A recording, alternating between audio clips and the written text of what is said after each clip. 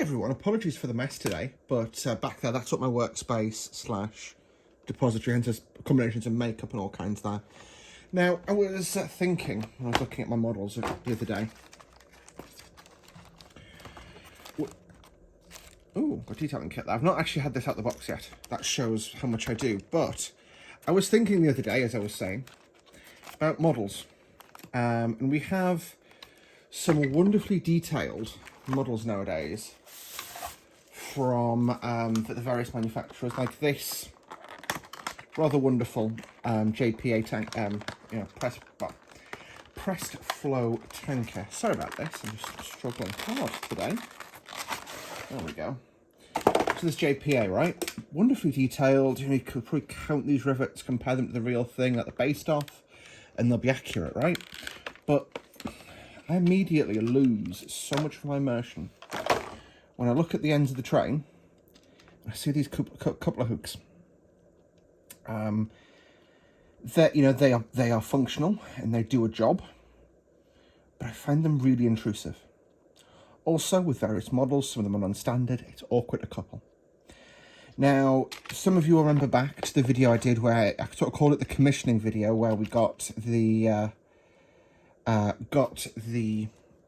Mark III for the Midland Pullman ready to run on my layout, and those had packets of, I've lost them, or those came with their own Buckeye couplers. So there were magnets that you use Buckeyes. I bought a ton of these.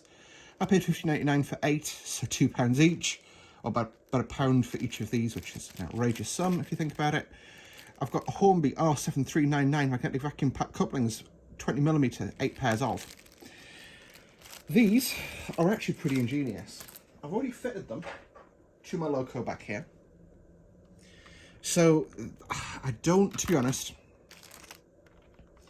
I don't really like how they look, but that is a lot harder. I find it a lot more difficult to notice. Oop, derailed myself there. To notice that little bit sticking out than I do this. So what you get, what one of the magnets looks like is this. So this is 2 magnets here that attach to the vehicle in front, and then you have your little forks here for your NEM socket. I'm trying to stay in focus, but it's really hard.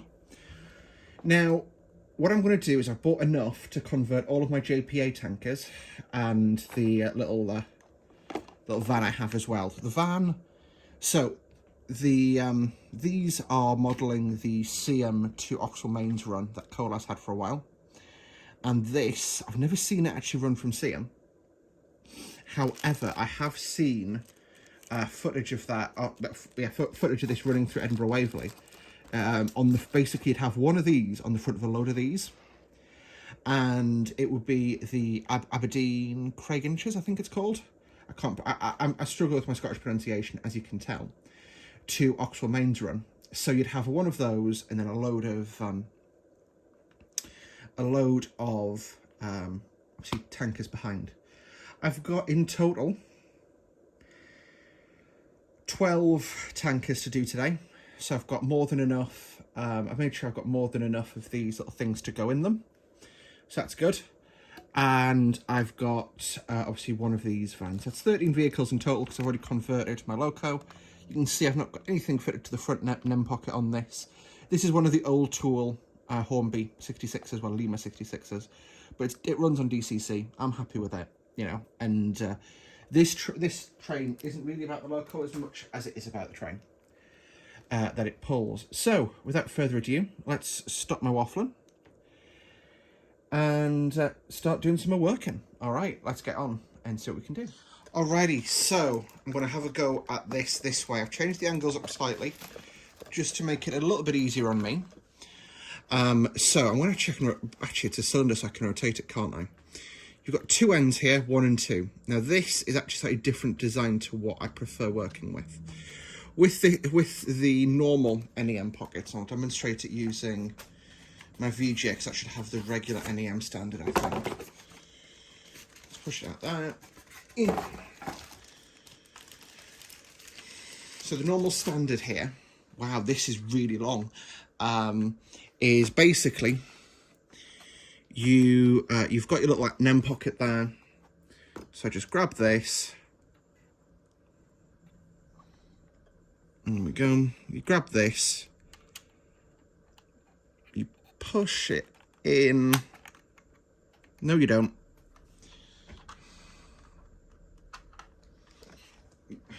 Right, so as you can see, I've got both ends fitted. So just slide that away for now. And we're going to attack the first JPA. So, JPAs, what I'm going to do is when you turn these upside down, there's actually a slightly different mounting method. So, if you remember, with the van that we had, what you had was you had this portion here was all integral. However, to release this portion, you've got to do a bit of finicketing. So basically, this is attached to the... we may actually struggle with this one. We'll give it a go, nevertheless. So, I'm going to take that, slide it out. So you can see I've done it out the other end, just because I managed to finagle that a little bit earlier.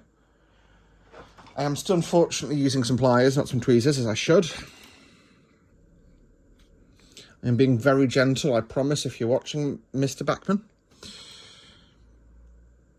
So I'm just going to squeeze, compress, and then we should just get that to slot out nicely. There you go. So that is now free. What I'm actually going to do with this one is I'm going to fit this in here. Come on, Emily.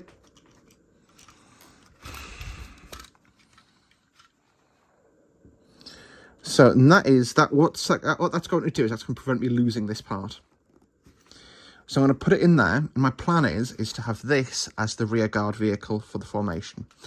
So I'm going to glue a little tail lamp on here that I've got, and this is going to be the rear vehicle in the formation at all times.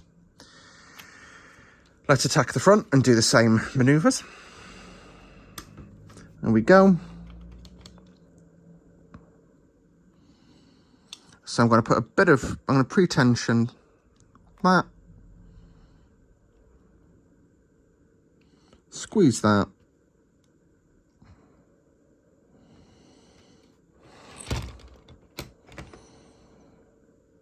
There you go, just got it with my nails that time. There you go, nice and easy. So that's two of those out. And I'm going to put one of my brake pipes in there.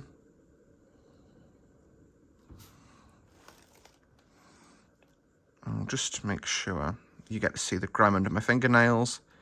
And again, it's just press one side and use pressing the side in to compress it. There you go. So I do want to test these and see if they're suitable candidates, because that worries me, because that is fairly limited play. But actually, my curves aren't that tight. It should just about survive. Right. So what I'll do is I'll slide that to the back of the layout. That is two vehicles done. Well, to the back of where the back of the train's going to be. That's two vehicles done, as I was saying. Only a few more left. All right, I think it's time for a time lapse.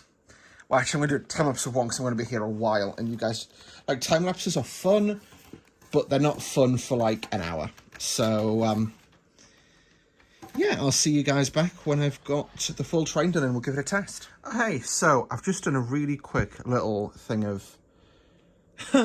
That's embarrassing. So I coupled the two of them together and this happened. This does occasionally happen when you don't fit them properly, so I'll fix that really fast with the camera still rolling. But what I was going to say was, my plan is, in this video, just to do a really quick little test. That's worrying. That doesn't stick in there. That may have to be a glue job. Crap, as they say in the business. I'll figure that out in time for the next video. But I just thought we'd do a little test of putting basically a rake of 3 wagons together. So we've got one of each type. So we've got one of each type of coupling, basically, that we're planning today. Or in this train, I should say. So we've got the JPAs, two of those. Those stick together really well. And I'm pleased with what that looks like. That looks really good to me. And then we'll pull the van in as well. So that's not actually... I was a right numpty when I designed this, wasn't I? So this is one of the issues, is there is a right way up and a wrong way up. I've quite clearly forgotten what way the right way up is, and that's down. Luckily, it's a really quick fix. So yeah, to diagnose this properly though, there's basically a slight issue with these where I think the wagon's probably a bit big for them. So don't believe this is a standard NEM pocket, but come on, Emily. There we go. And we'll just go clunk, clunk. So if I tow this past in reverse just with my hand, it stays railed, and honestly, I think this looks really good. They're probably a little bit too far apart, but aside from that, they look about right. I think this might just be me, but the buffer beams on the JPAs seem too long. But aside from that, it looks the part. That looks really cool to me.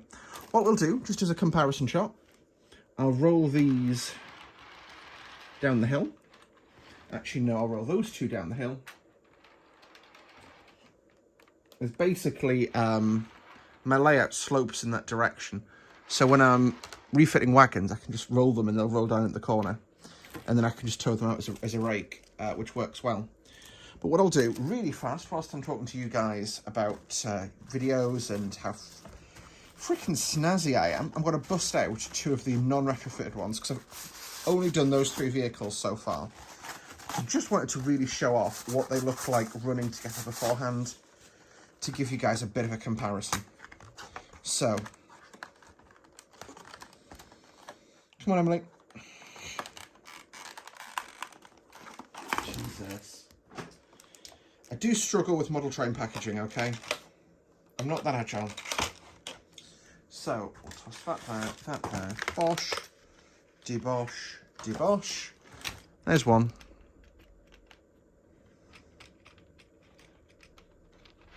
There's two. And I'll grab another box. I've got 2 tarmacs this time. So what I like is I've got the variety in the stickers, because you never seem to see like a uniform rake, or at least I never remember seeing a uniform rake, I should say. There was always slight differences, like you'd get one that had, you know, because my understanding is all the wagons are VTG owned. And therefore, you know, you'll occasionally get slightly different liveries running together. That was my understanding, at least, but I could be wrong there. Anyway, so we'll rail that. We'll rail this. Get that rubber band out of the way. So, they're not actually any closer coupled than they were there, but I think the mechanism's a lot cleaner. It's a lot easier to thing. Also, actually, with these, in fairness, at least as a 2-car, you can shunt those back and forwards quite happily. There are certain wagons which, as soon as you shunt them, you lose, you know, potentially it'll be more pronounced on, shall we say, longer rakes. But regardless, I think, I know I'm going to do the retrofit for all of them. It's just going to take some time. So thank you guys for watching tonight's video. I hope you enjoyed it. Yeah. So overall, what are my thoughts on magnetic couplers? I keep not having any to hand when I want to talk about them. What are my thoughts on magnetic couplers versus their tension-locked colleagues?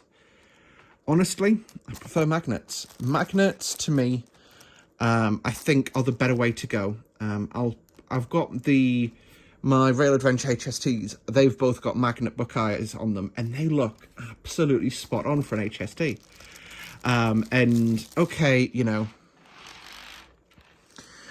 you obviously got the dangling brake rigging there, but actually, you know, you put the two of these next to each other, and if I do a zoom shot, if I do a quick little pan in and look at it shot, overall, you know, bear in mind I've got a black background here, so let's put a white background in just for now. Just with this little Collector's Club piece of memorabilia. I think that's the Join Our Collectors Club. I'm already a member.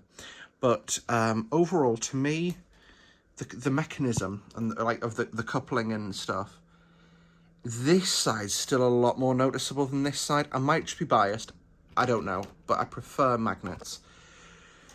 So I think in the fullness of time, my entire, you know, I think my passenger fleet is going to go over to Buckeyes because, well, aside from multiple units or Mark coaches, but bar the Mark 5s pretty much, have Buckeyes, don't they? And my freight fleet will probably go to these magnets in the long term, but like I say, it's going to be the long term. Anyway, thank you guys for watching. I hope you enjoyed today's video.